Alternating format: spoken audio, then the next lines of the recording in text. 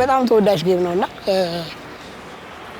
ዓለም ላይ ነው የሚወደደው በዓለም ደረጃ ነው የሚወደደውና በጣም እንግዲህ ከአንዱ GTA ሌላ አዲስ ያወጡ ራሱ ግድያ ነው ያንን ጌም ለመግዛት ተረባርበው ነው የሚገዙትና ተወዳጅ ጌም ነው።